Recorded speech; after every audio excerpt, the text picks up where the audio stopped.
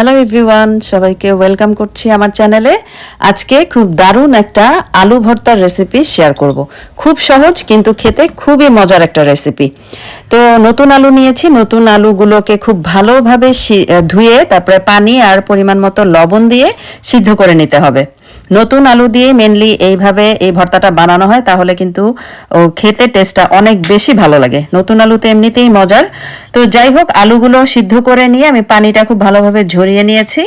এরপর প্যানের মধ্যে একটু তেল দিয়ে, সয়াবিন তেল ব্যবহার করছি, আলুগুলোকে দিয়ে দিলাম। সিদ্ধ আলুগুলো দিয়ে খুব সুন্দরভাবে একটু ভেজে নিতে হবে।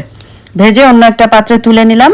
সেই একই প্যানের মধ্যে আবারও সয়াবিন তেল দিয়ে এখানে পেঁয়াজ ভেজে নিচ্ছি, পরিমাণ মতো কাঁচা পেঁয়াজ আর কাঁচা মরিচ দিয়ে আজকে ভর্তাটা বানাবো, তাই কাঁচা মরিচ দিয়ে দিলাম। চাইলে এখানে সয়াবিন তেলের বদলে সরিষার তেল ব্যবহার করা যাবে, আবার কাঁচা মরিচ না দিয়ে শুকনো মরিচ ব্যবহার করেও ভর্তাটা বানানো যাবে। তো একটু ভাজা ভাজা হয়ে গেলেই চুলা থেকে নামিয়ে নিব। এরপর ভর্তাটা বানিয়ে নিব পাটায় পিষে আজকে ভর্তাটা বানাবো। তো এটা চাইলে কিন্তু বাটনায় পিষেও বানানো যাবে, যেহেতু আমার কাছে বাটনা নেই তাই আমি পাটায় পিষে ভর্তাটা বানিয়ে দেখাচ্ছি।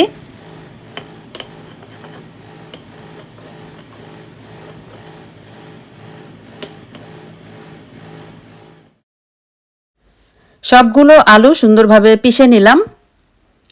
এরপর এর মধ্যে দিয়ে দিব সেই ভেজে রাখা পেঁয়াজ আর মরিচ। পেঁয়াজ আর মরিচের মধ্যে পরিমাণ মতো একটু লবণ দিতে হবে। এরপর আলতো হাতে একটু পিষে নিতে হবে। একদম পিষে ভর্তা করে ফেলা যাবে না, মানে নরম করে ম্যাশ করে ফেলা যাবে না। হালকা একটুখানি চেপে চেপে ভাঙা ভাঙা করে, আধা ভাঙার মতো করে ভর্তাটা বানিয়ে নিতে হবে।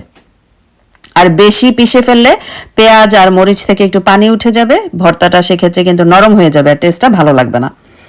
তো আলতো হাতে পেঁয়াজ মরিচের সাথে আলুগুলো একটু মিশিয়ে নিতে হবে।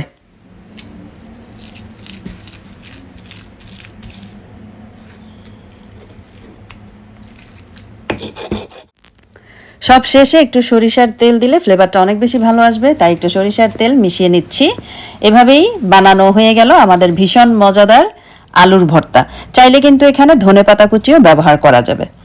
রংপুরের স্পেশাল একটা আলুর ভর্তার রেসিপি শেয়ার করলাম। কেমন লাগলো অবশ্যই কমেন্টে জানাবেন। আর ভালো লাগলে চ্যানেলটাকে সাবস্ক্রাইব করে সাথেই থাকবেন। আজকে এ পর্যন্তই। আল্লাহ হাফেজ।